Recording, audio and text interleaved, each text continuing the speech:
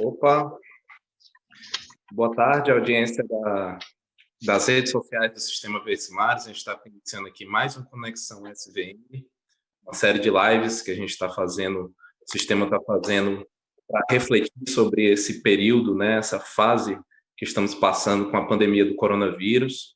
E hoje a gente tem aqui o Luciano Mello, que é consultor de empresas, especialista em desenvolvimento de pessoas, educação corporativa e cultura organizacional. O Luciano vai falar um pouco, vai conversar melhor com a gente aqui sobre que mundo a gente pode esperar pós-pandemia da Covid, né? Fazer esse exercício um pouco de futurologia, né, Luciano, que a gente tem lido tanto por aí, algumas pessoas tentando... acho também que faz parte de aliviar um pouco a ansiedade que todos nós estamos sentindo, né, com tudo isso que nós estamos vivendo. Fazer esse exercício de futuro. E puxando pelo teu foco, né, Luciano, assim, até como a gente apresentou aqui como um consultor de empresas, a gente vai falar aqui sobre o pós-pandemia no mundo dos negócios, né?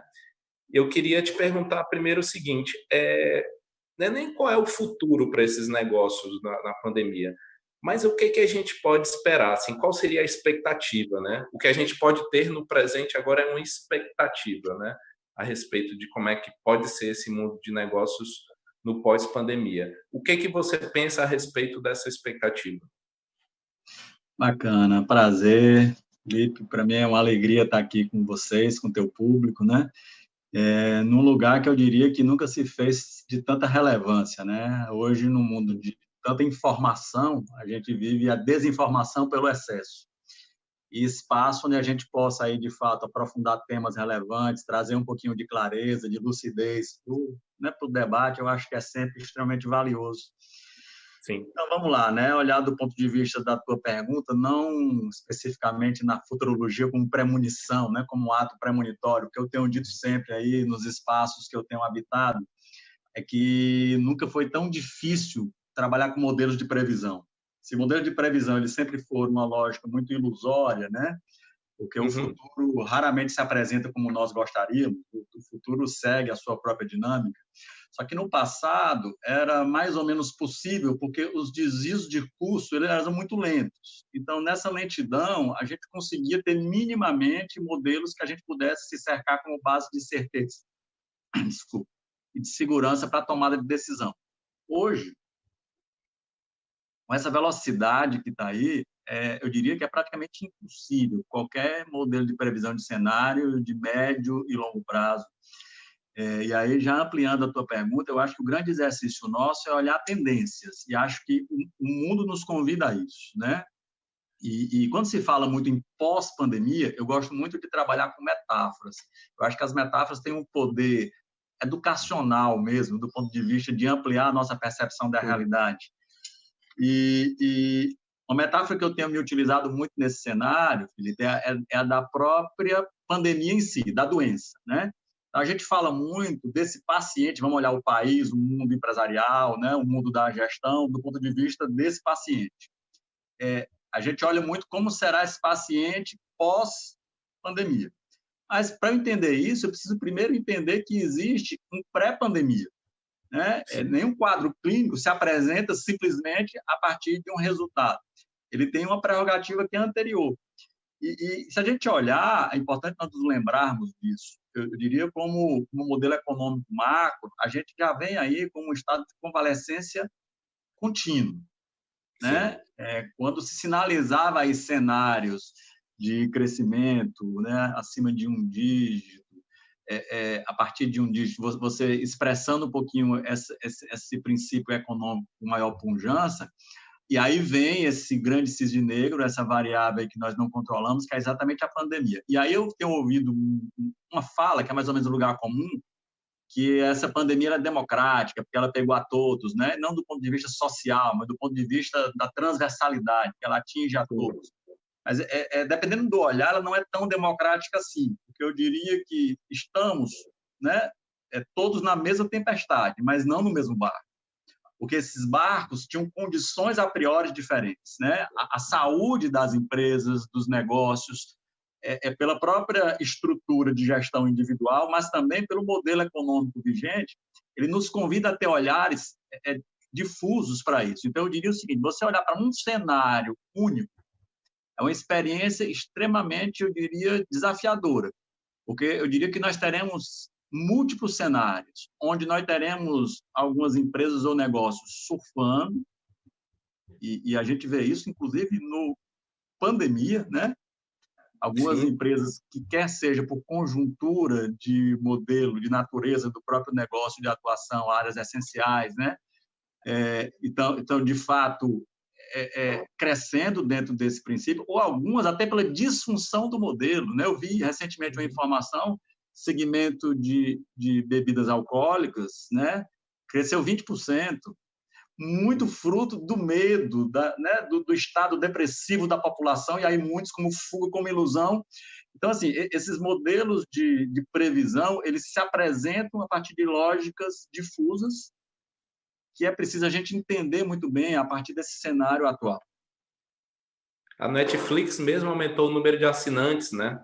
A Netflix, sistema de streaming, né? Eles assinou. A gente vê alguns modelos como modelos de migração natural, né? Um novo hábito de consumo, de produção de uma nova identidade, de cadeia de valor, né? De serviço, e alguns por iniciativa, né? Eu diria aí sim, por impulsos de dentro para fora, como processo, eu diria, quase que simbiótico de transformação, pela agilidade de resposta a essas demandas, né?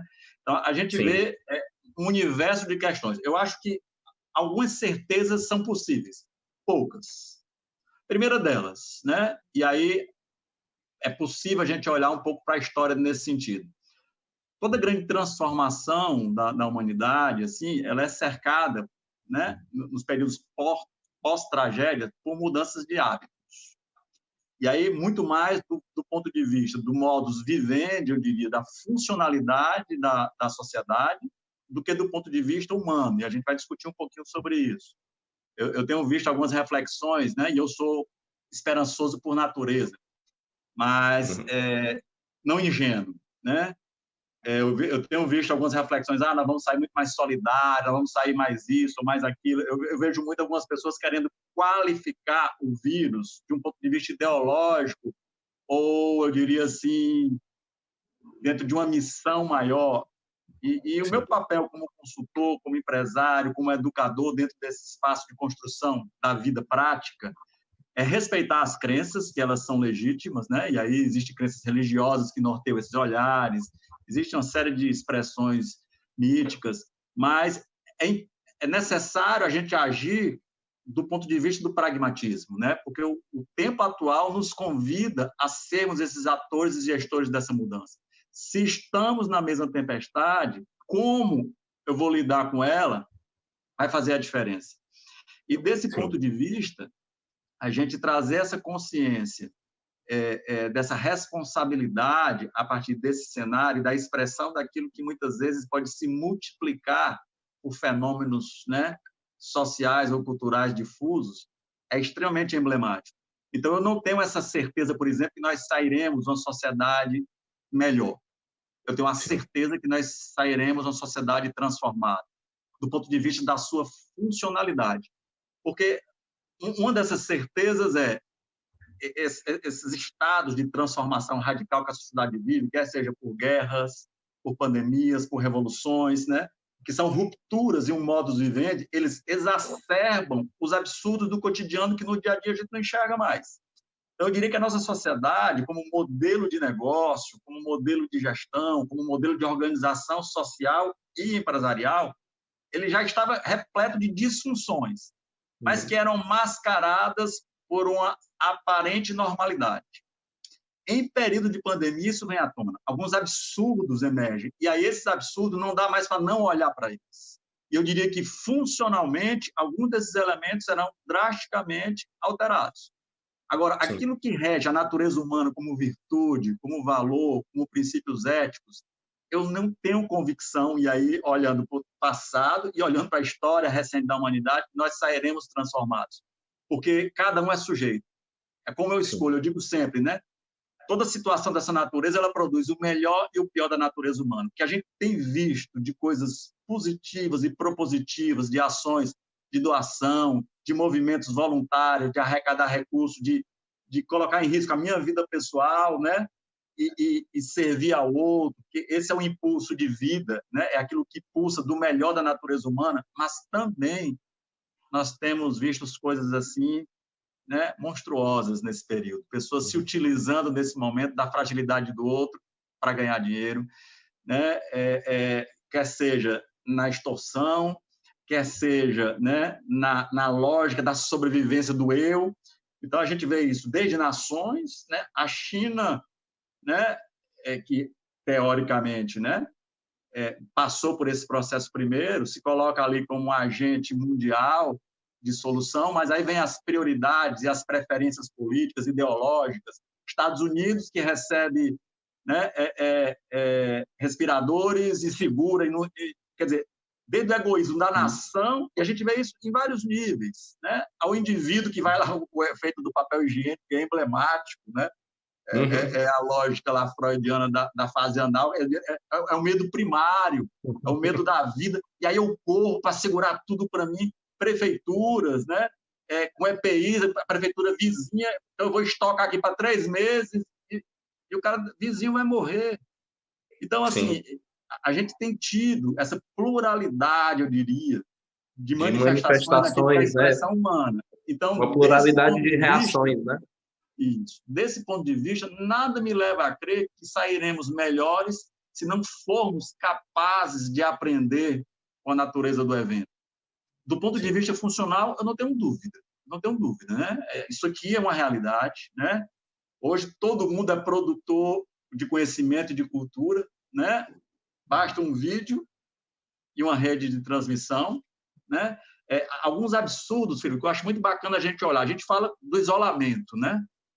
Mas nós já vínhamos numa sociedade isolada. Já vivíamos em um isolamento. Só que era um isolamento disfarçado.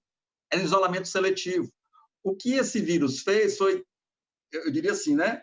Trazer à tona essa percepção de que nós nos apartamos dos outros. Então, assim, a gente vivia em bolhas de pobreza aqui, eu me isolo aqui, o meu mundo aqui, o fulano aqui, as ilhas, né? E a gente chama isso das panelinhas, né?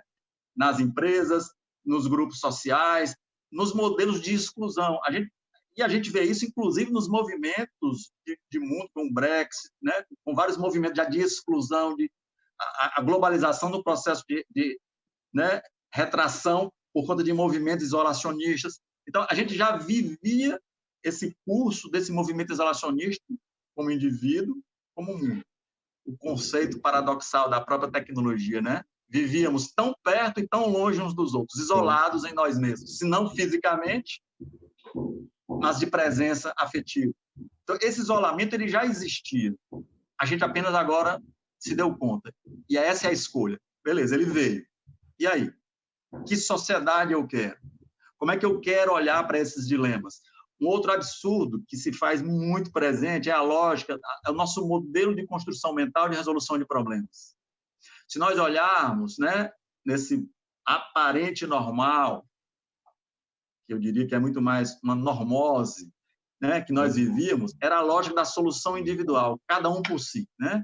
Então, assim, cada um buscava resolver seus próprios problemas. Meu problema de deslocamento, eu tenho que comprar um carro, eu tenho que resolver. Meu problema de segurança, eu tenho que resolver, eu tenho que blindar meu carro. Meu problema de educação, eu tenho que pagar o colégio melhor do meu filho. E cada um ia buscando resolver. E, aparentemente, a gente convivia com isso.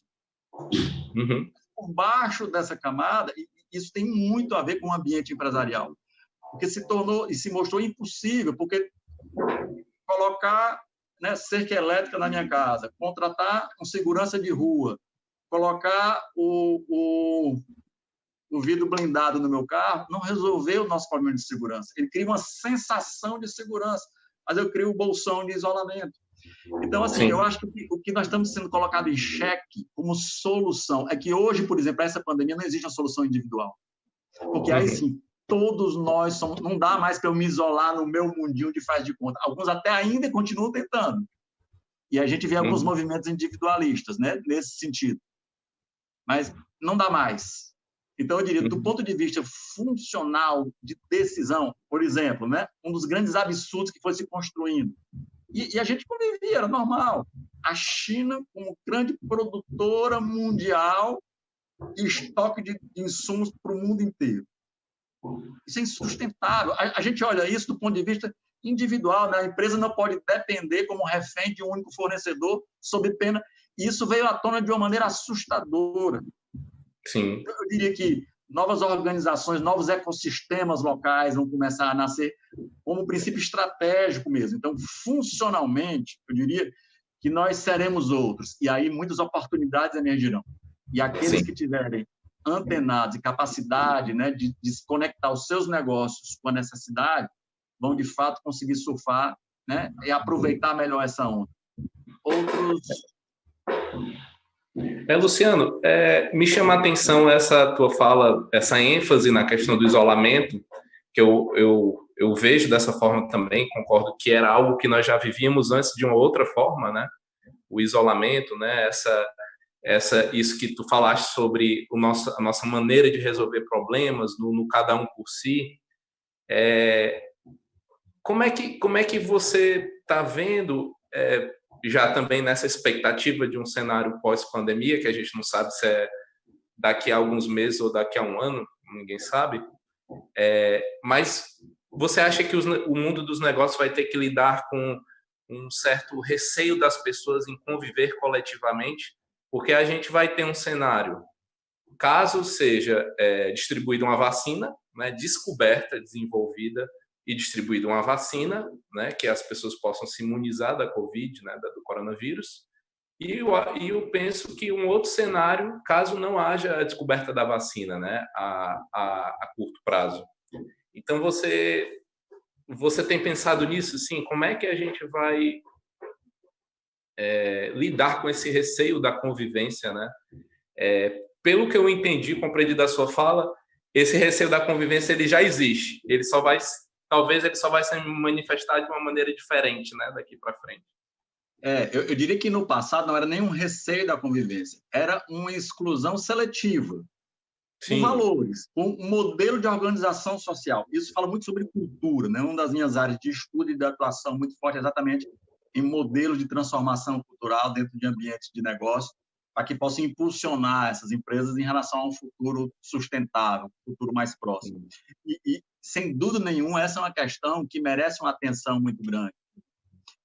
Eu, particularmente, eu tenho uma crença, né? A cultura ela é fruto, né, de um conjunto de atributos, né?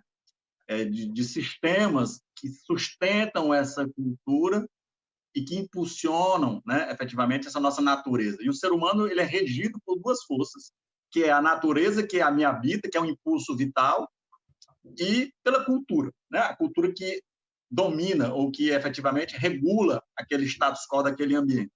E essas duas forças elas estão sempre em tensão constante, né? E aí, olhando para nós, principalmente aqui nós nordestinos, né, eu tenho muita dificuldade em crer nesse movimento. E eu vou falar do ponto de vista, primeiro, da experiência individual e depois da experiência coletiva, né? Até o nosso clima nos convida à conexão.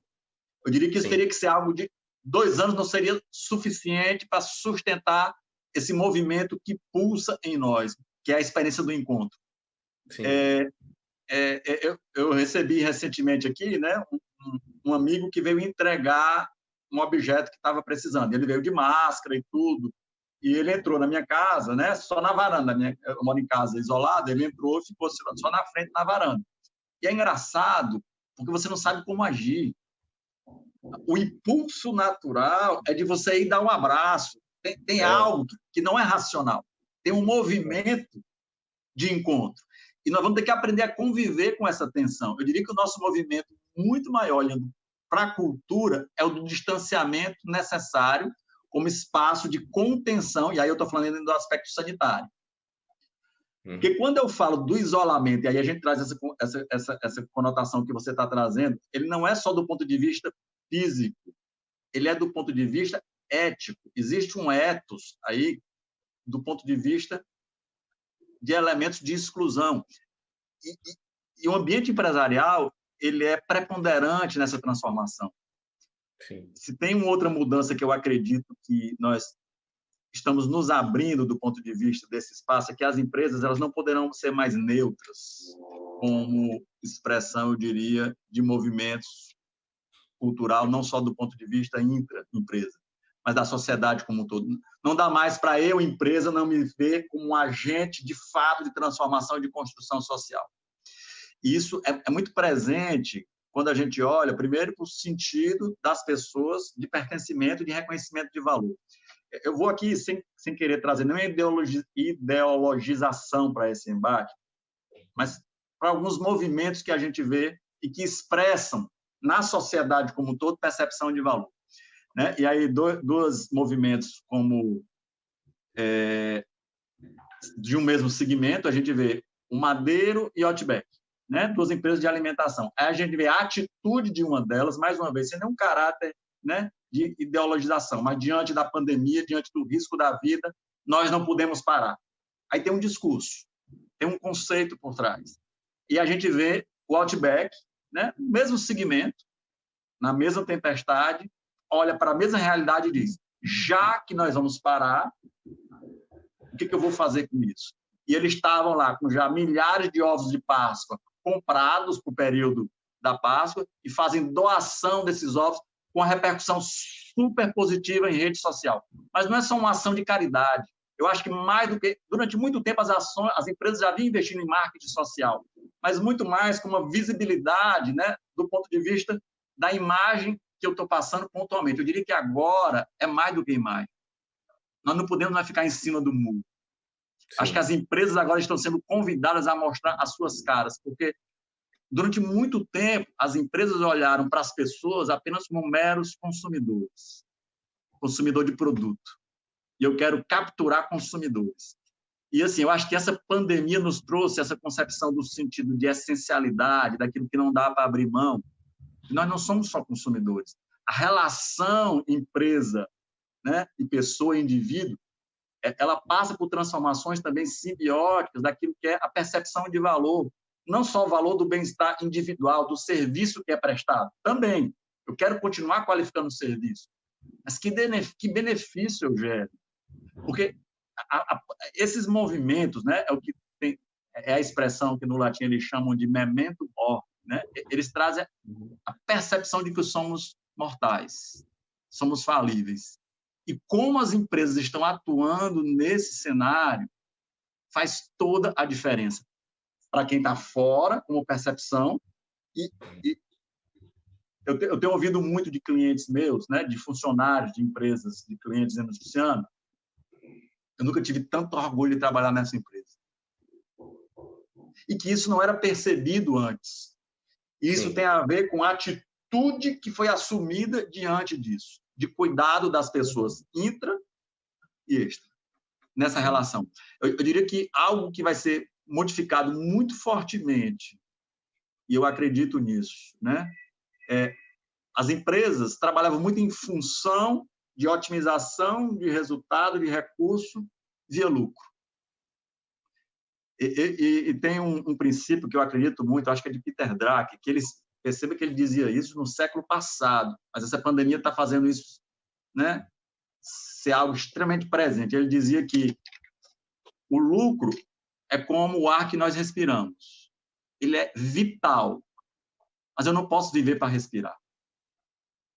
O respirar não pode ser um fim por si mesmo.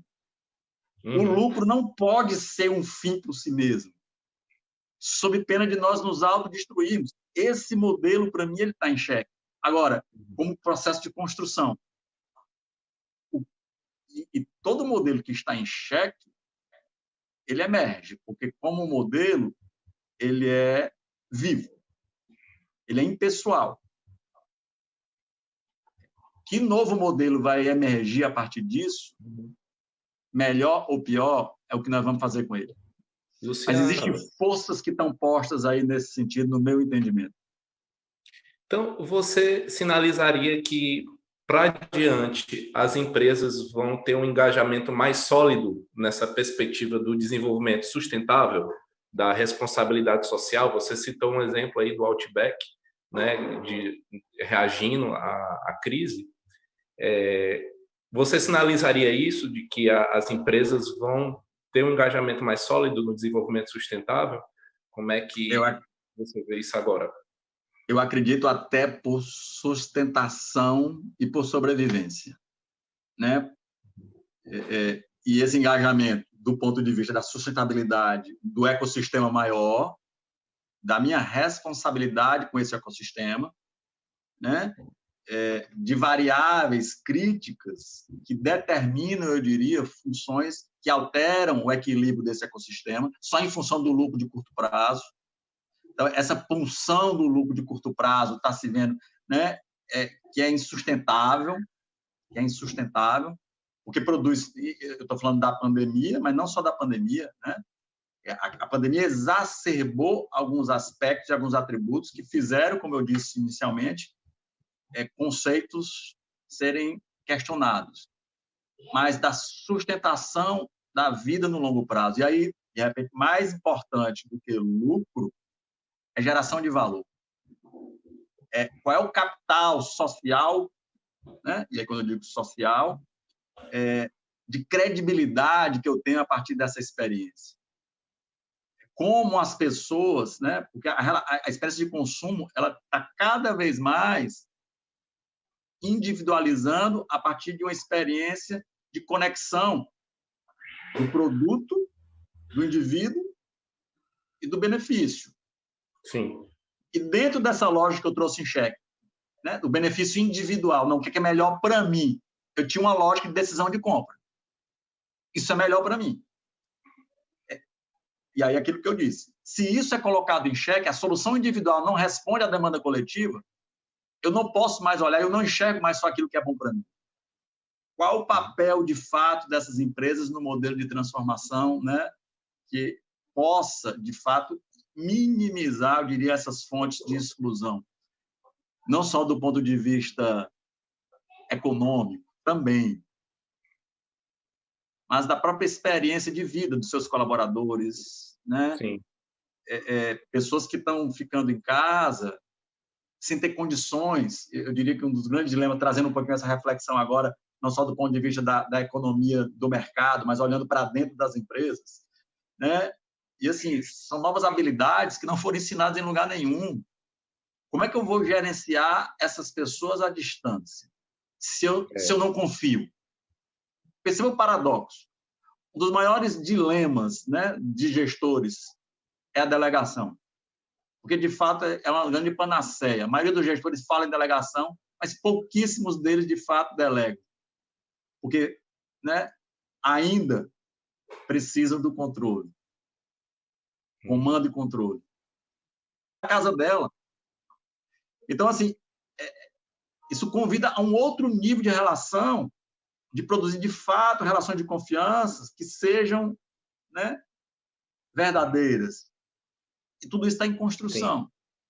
Para mim, são elementos desafiadores, mas, como eu te disse, serão transformados. A potência de transformação, ela está aí. O que nós vamos escolher, e o livre-arbítrio ele é sempre, né? E por isso que fóruns como esse, movimentos de transformação, de expansão de consciência, eles são tão necessários. Sim. Porque não dá para sermos os mesmos. Essa é a única convicção que eu tenho. E eu estou assim, olhando do ponto de vista de empresário, né? Assim, não dá mais para eu ser só o que eu era.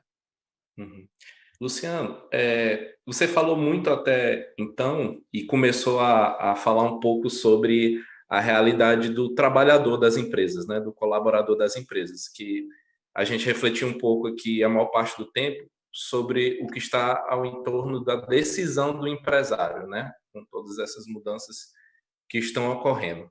Mas falando um pouco do colaborador, que muitos, como eu, né, estamos em home office, né, como você falou, como eu também, tendo que conciliar, como você também, tendo que lidar com as crianças dentro de casa, com o cuidado da própria casa, né, a gestão a manutenção das nossas casas, nossos lares, né, e com o home office dentro de casa. Então, me chama muita atenção essa sua reflexão sobre a confiança, de que a relação entre empregador e empregado vai ter que receber uma nova injeção de confiança, né, diante do que está se passando.